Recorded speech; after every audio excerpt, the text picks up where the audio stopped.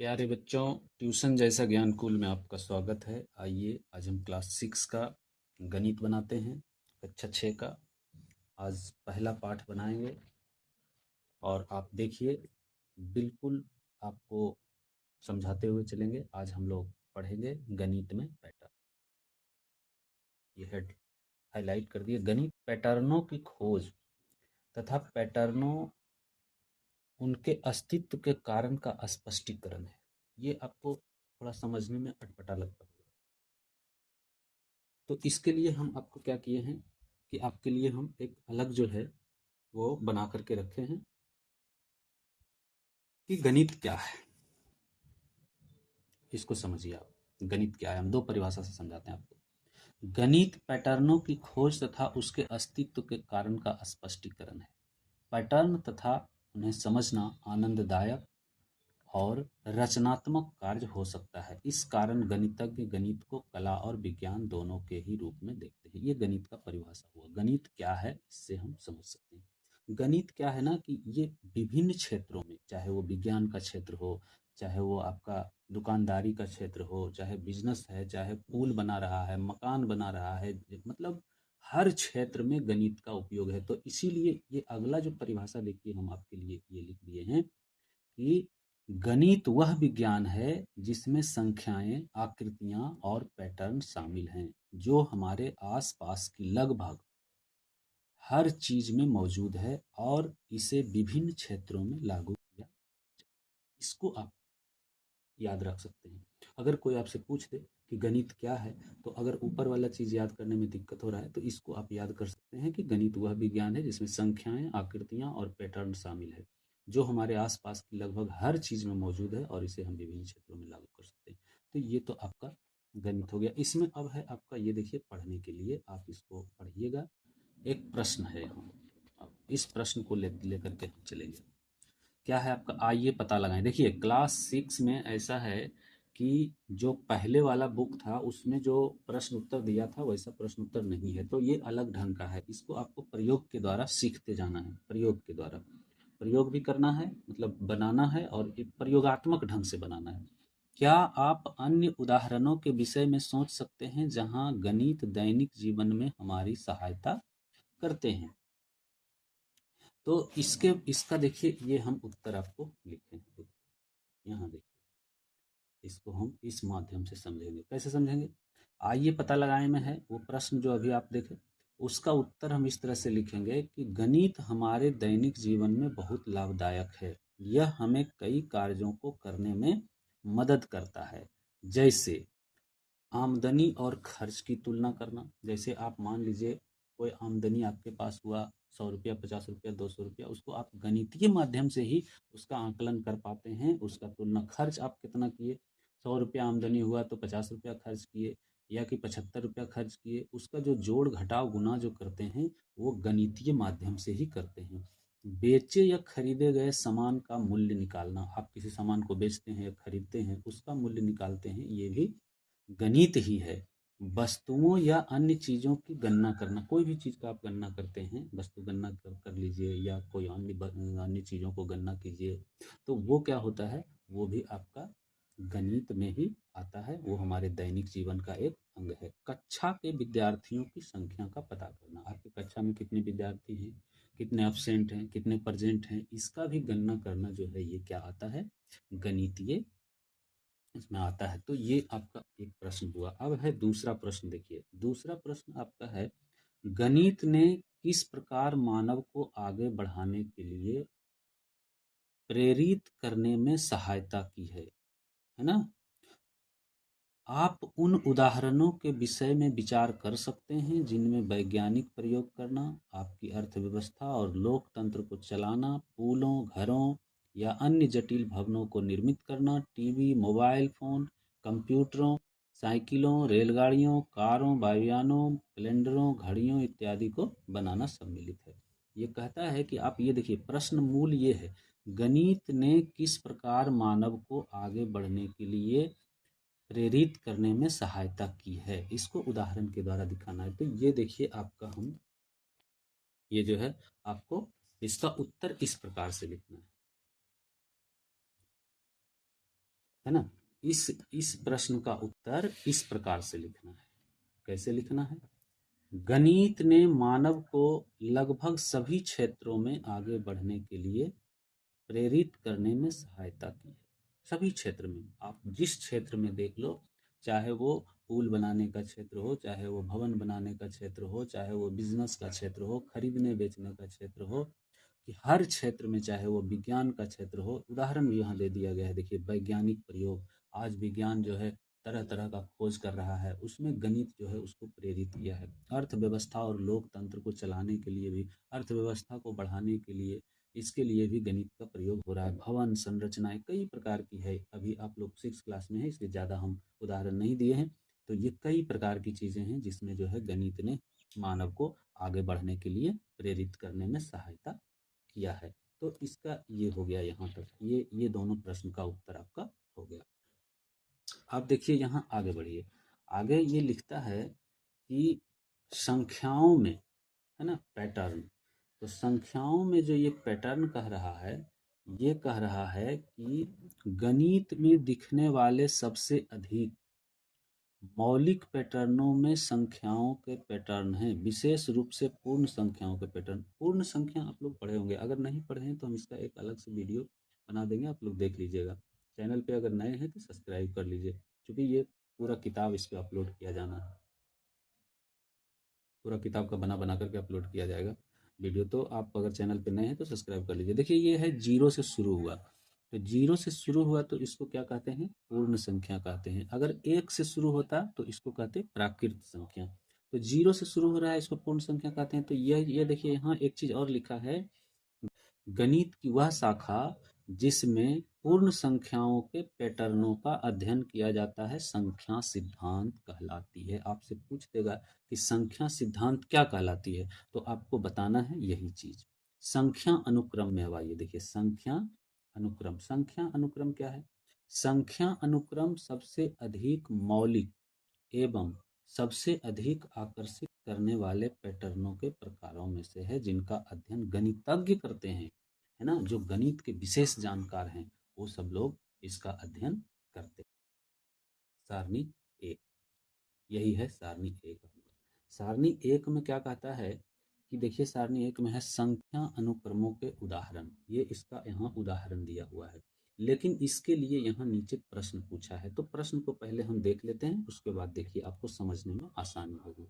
तो सबसे पहले आप प्रश्न को देखिए। देखिए, यहाँ नीचे में एक प्रश्न है, ये देखिए, क्या आप सारणी एक में दिए प्रत्येक अनुक्रम में पैटर्न की पहचान कर सकते हैं? तो यहाँ देखिए, अब हम इसका उत्तर देंगे। ये जो है, ये देखिए संख्या सारणी एक है, और यहाँ पे ये सारा पैटर्न दिया हुआ है। देखिए, समझिए इसको, एक एक एक एक एक, ये क्या है? यानी कि एक एक एक एक ये लिखाता चला जाएगा। तो इसको ये कहता है कि आप जो है, ये नीचे देखिए प्रश्न क्या कहता है। नीचे प्रश्न कहता है कि प्रत्येक अनुक्रम में पैटर्न की पहचान कर सकते हैं। तो इसका पैटर्न का आपको पहचान करना है। तो यहाँ पर जो है आप लिखिएगा एक एक एक, तो इसको लिखिएगा एक का अनुक्रम, है ना। क्या लिखिएगा? एक का अनुक्रम, इसको लिख दीजिएगा एक का अनुक्रम। इसका पहचान ये है कि एक का अनुक्रम है, इसके एक एक एक एक एक एक, बस यही यही लिखाते चला जाएगा, यही है इसका पैटर्न। लेकिन इसका अगला जो पैटर्न है, देखिए, 1 2 3 4 5 6 7, ये गणन संख्या है, गिनती की संख्या जिसको बोलते हैं।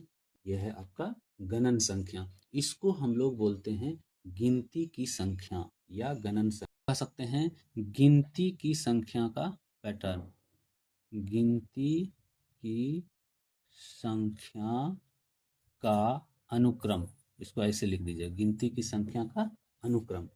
इसके बाद आपका जो है ये है, देख लीजिए, 1 3 5 7 9 11 13, ये क्या है? विषम संख्याओं का अनुक्रम। ये क्या है? विषम संख्याओं का अनुक्रम, विषम संख्याओं का अनुक्रम, इसको लिख दीजिएगा, विषम संख्याओं का अनुक्रम। आपको लिखना है, हम थोड़ा थोड़ा लिख देते हैं, ज़्यादा फिर लंबा होगा। विषम संख्याओं, विषम संख्या किसको कहते हैं? सम संख्या किसको कहते हैं? देखिए, विषम संख्या कहते हैं जिसमें 2 से पूरा पूरा भाग नहीं लगे, उसे कहते हैं विषम संख्या। तो इसमें देख लीजिए, एक भी ऐसा है जिसमें 2 से पूरा पूरा भाग लग जाएगा, नहीं लगेगा। गणन संख्या माने गिनती की संख्या, जो एक से शुरू हो उसको गिनती की संख्या। इस तरह से हम धीरे धीरे बताते चलते हैं। ऐसे हम इसका एक अलग वीडियो बनाएंगे, उसको आप देख लीजिएगा। सम संख्या, इसको कह देंगे हम सम संख्या का अनुक्रम। क्या कह देंगे? सम संख्या का अनुक्रम। इसको यहाँ पर लिख दीजिएगा, सम संख्या का अनुक्रम। यहाँ पे देखिए सम संख्या का अनुक्रम क्या है, 2, 4, 6, 8। अब है सम संख्या कहते किसको हैं? जिसमें 2 से पूरा पूरा भाग लग जाए उसे सम संख्या कहते हैं। तो 2 में देखिए 2 से पूरा पूरा, 4 में भी 2 से भाग लग जाएगा, 6 में भी लग जाएगा। तो इस सब जितना संख्या है इसमें 2 से पूरा पूरा भाग लग रहा है, इसीलिए ये है सम संख्या का अनुक्रम। सम संख्या का अनुक्रम हो गया ये। अब ये देखिए है त्रिभुजाकार संख्याएं। ये अब कहता है त्रिभुजाकार संख्याएं। त्रिभुजाकार संख्या क्या होता है? आप पहली बार नाम सुने होंगे कि त्रिभुजाकार संख्या। त्रिभुजाकार संख्या के बारे में हम आगे भी बताएंगे, इसका प्रश्न है, लेकिन यहाँ पर आप इसको समझिए।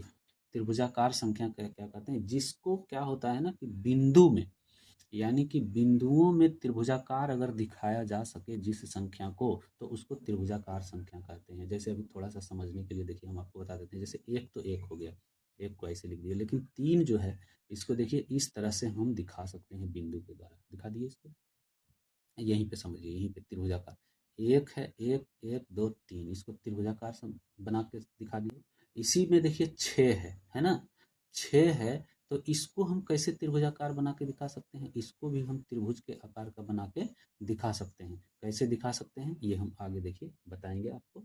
इस आपके बुक में ही दिया हुआ है त्रिभुजाकार संख्याएं। तो यहाँ पे अभी आप जो प्रश्न कर रहा है उसका उत्तर लिखिए। ये हो जाएगा त्रिभुजाकार अनुक्रम। क्या हो जाएगा? त्रिभुजाकार संख्याओं का अनुक्रम। त्रिभुजाकार संख्याओं का अनुक्रम यहाँ पर लिख दीजिएगा। तो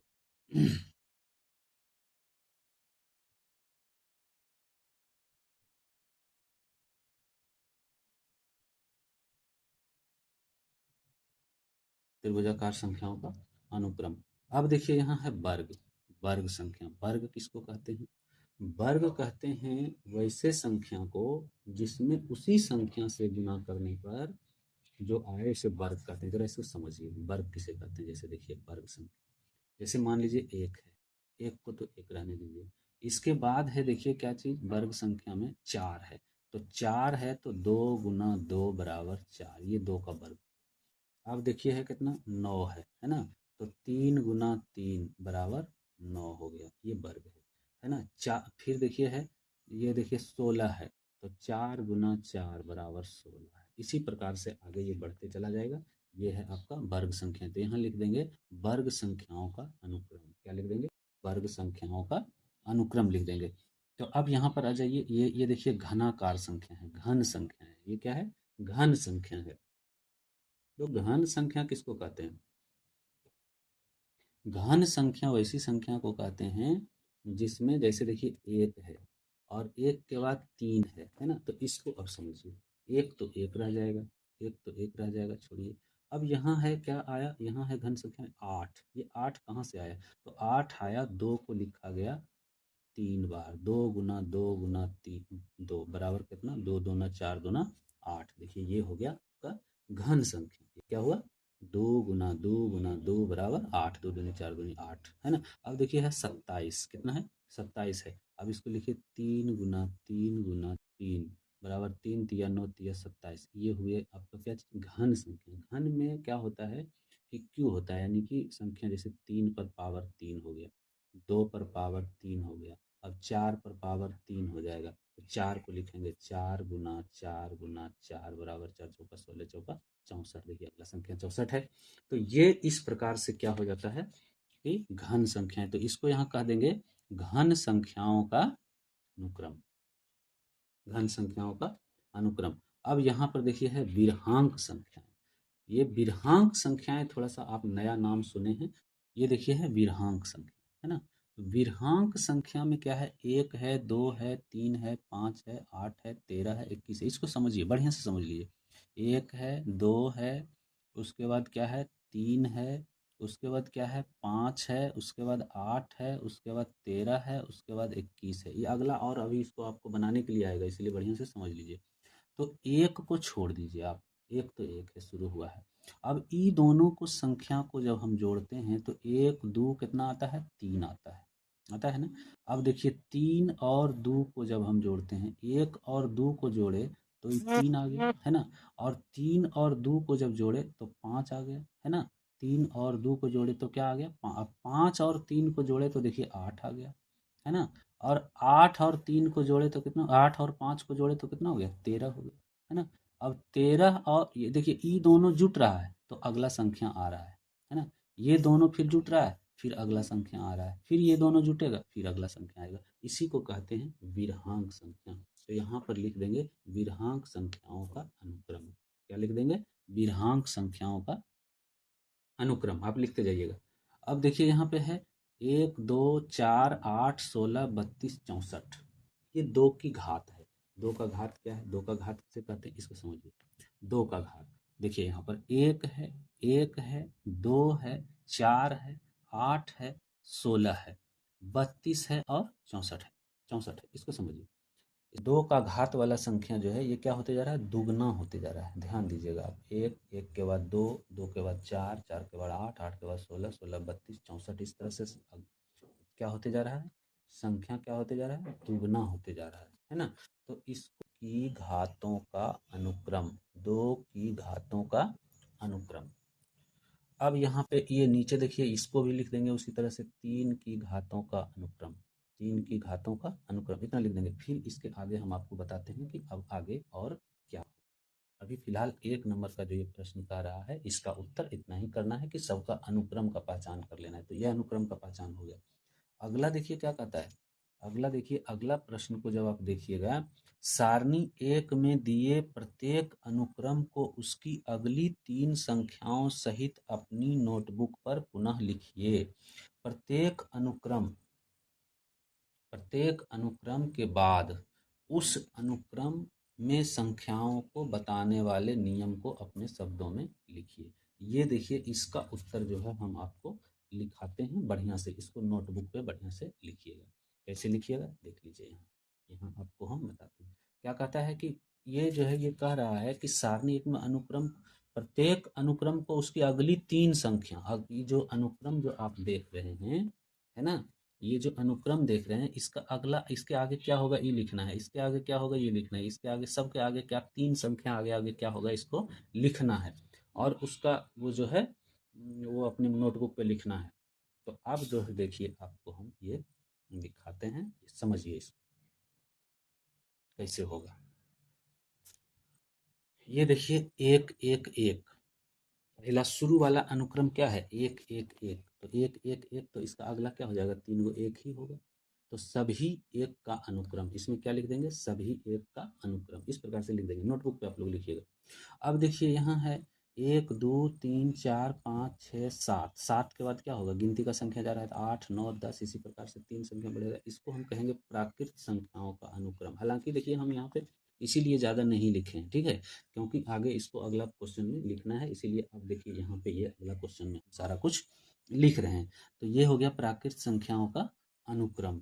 अब प्राकृत संख्याओं का अनुक्रम के बाद क्या है, 1 3 5 7 9 11 13, ये जो है देखिए ये क्या है, विषम संख्याओं का अनुक्रम है जो 1 से शुरू होता है। तो यहाँ पे हम क्या लिख दिए कि 1 से शुरू होने वाले विषम संख्याओं का अनुक्रम, आप भी इसी प्रकार से लिख दीजिएगा, 1 से शुरू होने वाले विषम संख्याओं का अनुक्रम। 13 के बाद 15, 15 के बाद 17, 17 के बाद 19, जिसमें 2 से पूरा पूरा भाग नहीं लगे। अब देखिए यहाँ आइए, अब इसके बाद है क्या आपका 2 4 6 8 10 12 14 16 18 20, है ना। 16 18 20 कैसे आ गया, तो ये आप यहाँ पे आप किताब रखिएगा, हम तो किताब को इधर लेकर के बना रहे हैं इसीलिए हम इस तरह से कर रहे हैं।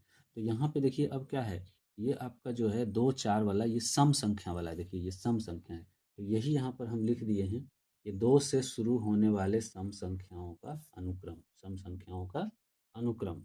इसका अगला जो है 1 3 6 10 15 21 18, तो अगला जो इसका हो जाएगा 36 45 55, कैसे हो जाएगा, ये त्रिभुजाकार संख्या है ना।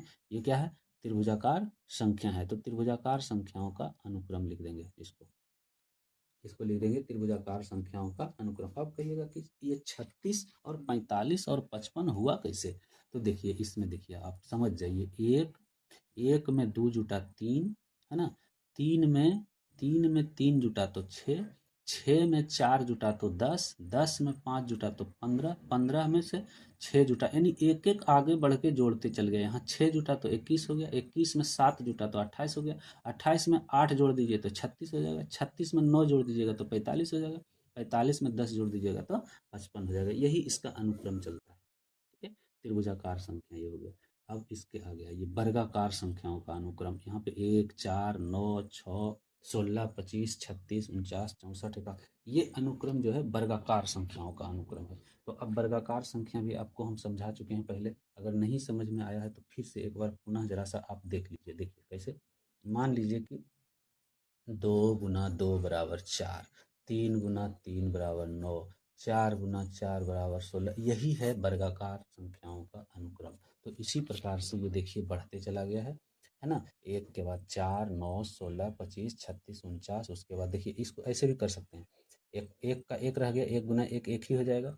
2 × 4, 2 के बाद 3 होता है, 3 × 3 = 9, 4, 3 के बाद 4 होता है, 4 × 4 = 16, और 4 के बाद 5 होता है, 5 × 5 = 25, 5 के बाद 6 होता है, यानी कि 6 × 6, 7 × 7, 8 × 8, देखिए 8 × 8 के 8 × 8 = 64, 9 × 9 9 9 81, 10 × 10 10 10 100। ये हुआ वर्गाकार संख्याओं का अनुक्रम। अब इसके आगे देखिए वर्गाकार से घन संख्याओं का अनुक्रम। अब इसको क्या है, घन संख्याओं का अनुक्रम है। तो घन संख्या किसको कहते हैं? घन संख्या भी अभी आपको हम समझाए, जैसे 1 है और इसके बाद 1 के बाद डायरेक्ट 8 आ गया। तो 8 कैसे आ गया? 1 के बाद डायरेक्ट 8 काहे आ गया? देखिए यहाँ 1 है, 1 है, 1 को हम 1 × 1 × 1 है ना, 1 को हम 1 × 1 × 1 लिखेंगे तो 1 ही रहेगा। लेकिन 2 को हम 2 × 2 × 2 लिखेंगे तो कितना हो जाएगा? 2 दूना 4 दूना 8 हो जाएगा। 3 को हम 3 × 3 × 3 लिखेंगे तो कितना हो जाएगा? 3 3 29 27 हो जाएगा। 4 को हम 4 × 4 × 4 लिखेंगे तो क्या हो जाएगा? 4 चौका 16 चौका 64। इसी तरह से ये बढ़ते चला जाता है ना। घन का मतलब हुआ कि एक वैसी संख्या जिसको हम 3 बार लिखें और जो गुणनफल आए वो उसका घन संख्या कहलाता है। तो ये देखिए अब आपका यही हुआ, ये घन संख्या 1, 8, 27, 64, 125, 216 और 300। तो यहाँ पर अब क्या है, इसी तरह से जब आप करते चले जाइएगा, इसी तरह से जैसे आप करते चले जाइएगा, 4 चौका 16 चौका 64 हो गया। उसके बाद 5 × 5 × 5 कीजिएगा तो 5 5 25 25 25 से 125 आ जाएगा, है ना। देखिए ये 125 भी है, इसमें देखिए 125 भी है। तो 125 के बाद अब क्या है, 216 है। तो आप इसको कीजिएगा 6 × 6 × 6, 6 × 6 × 6 कीजिएगा तो 216 आ जाएगा। 7 × 7 × 7 कीजिएगा, 7 × 7 × 7 कीजिएगा तो 343 आ जाएगा। उसके बाद 8 × 8 × 8 कीजिएगा तो आपका कितना आ जाएगा? 512 आ जाएगा। इसके बाद में 9 × 9 × 9 कीजिएगा तो आपका 9 × 9 721 आ जाएगा। तो इस प्रकार से यही जो है यहाँ पे संख्या लिखा गया है। देख लीजिए, यही जो है घन संख्याओं का अनुक्रम, घन संख्याओं का अनुक्रम। इसके आगे जो है लिखा गया है विरहांक संख्याओं का विरहांक संख्या अभी हम आपको समझाए भी, 1 2 3 5 8 13 21 में क्या होता है कि ये दोनों संख्या जुटता है तो ये संख्या आ जाता है।